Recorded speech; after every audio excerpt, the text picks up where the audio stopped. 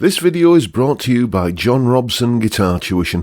If you enjoy the content, please consider supporting the channel by enrolling on a course, purchasing some guitar lessons or a t-shirt, or you can join my Patreon. Now, on with the show. Hello chaps, welcome once again to John Robson Guitar Tuition. As always, I do hope you're well. Just a quick little video for you today explaining about something that I do on all of my lead guitar parts that I record.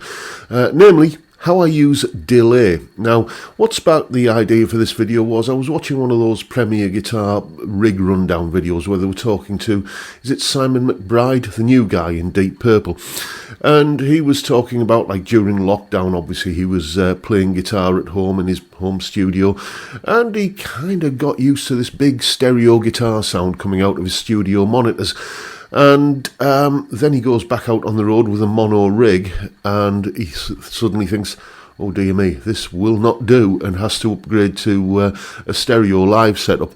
So what I'm going to do today is show you how I use delay in recording lead guitar parts to get that big stereo kind of sound.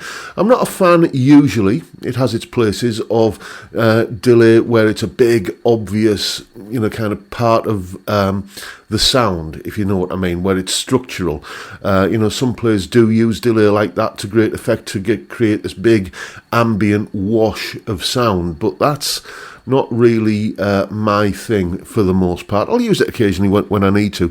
The way I use it is hopefully a little bit more subtle. Just something that you don't notice until it's not there, I guess, is the way I like to use it. And, well, I'll tell you what, here's a little explanation and demonstration of the kind of thing that I get up to with delay effects. Okay, this is the Reaper project for that slow blues that you may have seen in yesterday's video, and this track here is where I recorded the lead guitar part. At the moment, this guitar sound is entirely dry. It's just the sound of the guitar going into the amp, out of the recording output on the amp and into the interface and recorded into Reaper. On its own, it sounds like this.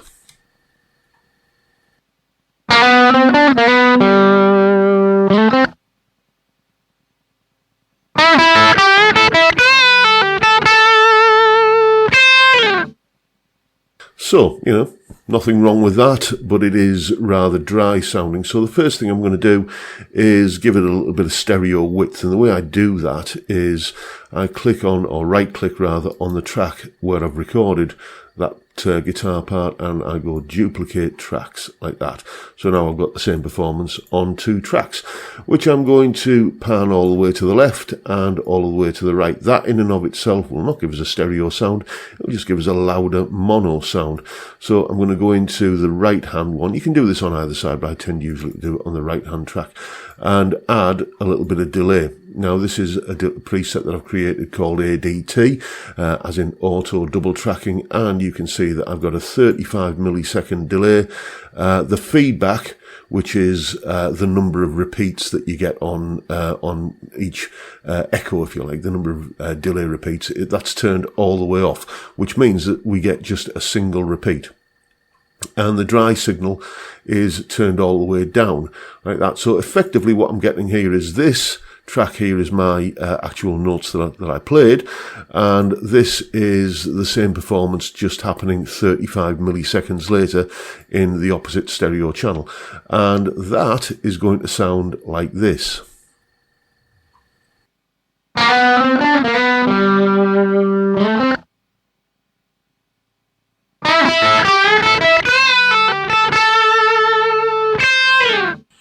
Which gives that characteristic kind of double-tracked sort of sound.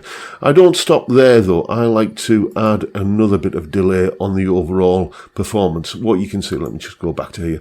You can see I've got these two tracks here basically feeding into this track here.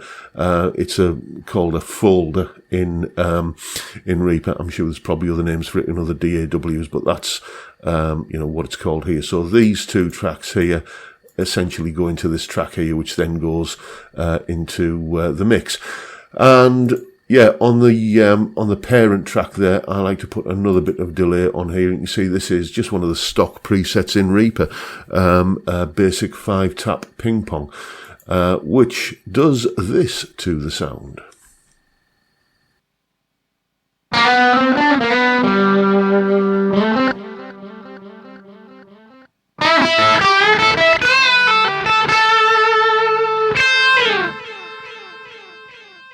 gives it a little bit of ambience, nothing that's actually noticeable when you hear it in the context of a full mix, but it just sort of smooths out the edges a little bit and blends it into the track, I find. And the final stage is I'm going to put that whole thing through my reverb bus down here. You can see I've basically got this track down here set up as a reverb bus. So now it's got the stereo kind of double tracking left and right thing going on. It's got that 5-tap ping pong delay, and now it's got some reverb on, which sounds like this.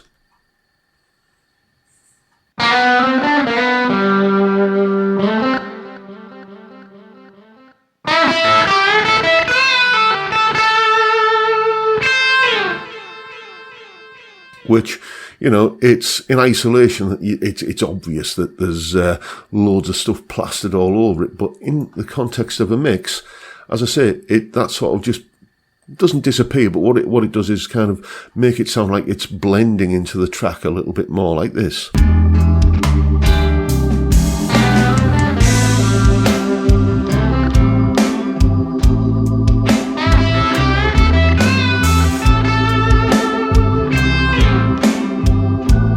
So, you know, it has the effect of just making it, I think, sit better in the track. If we go to this screen now, the mixer, what many people will caution against if you're using delays like this is that, you know, when it comes out in mono, because for some reason people do seem to listen in mono a lot these days on smartphones and so on, then all of these kind of delays that are in a stereo mix going kind of left and right, they all get bunged down the centre, and it just gets all a little bit cluttered, and phase cancellations and all that sort of stuff. I've never had that problem, and one thing I always do on all of my mixes is I use the collapse to mono function on the master track. To just make sure that I'm not getting any problems like that. And if we just take a listen now to what this sounds like in mono, I think you'll agree that it still works pretty well.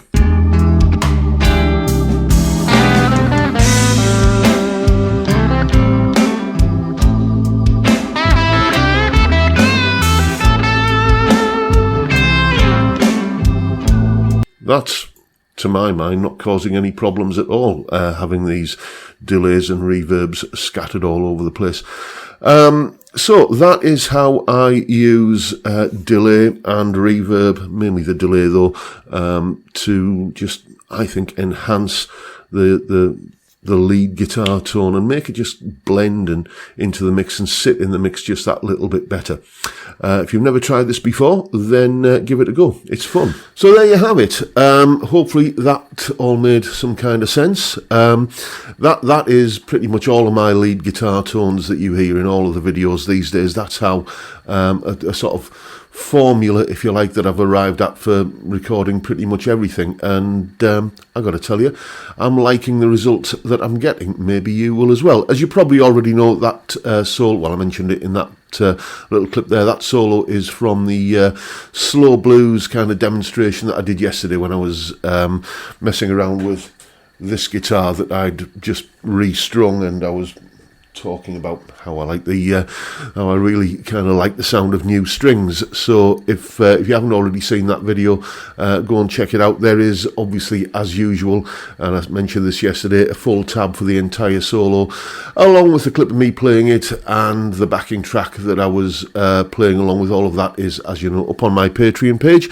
There's the address link in the description. $3 or £2.50 a month gets you access to all of these additional goodies that go along with these YouTube videos, and a massive thank you to everyone who supports me in that or any of the other ways, all of which are linked down below. I'll also link to yesterday's video where you can see me playing the entire solo, in case you missed that. And, you know, you can hear those delay parts or those delay effects on the parts all the way through it. But that is very much the video for today, folks. Hope you've enjoyed what you've seen. And if that's the case, please hit the subscribe button and the notification bell if you haven't already done so. And why not drop me a like as well while you're at it. Don't forget the live stream tomorrow and every Friday, 5 p.m. UK time, where we drink beer and talk about music and guitars and all manner of things. It's a great way to kick off the weekend, and I'd love to see you there if you can make it. But for now, I'll bid you all a good good day and say thank you so much for watching. Thank you for your time. Look after yourselves, folks. Stay well, stay safe, and above all, stay sane. Bye for now.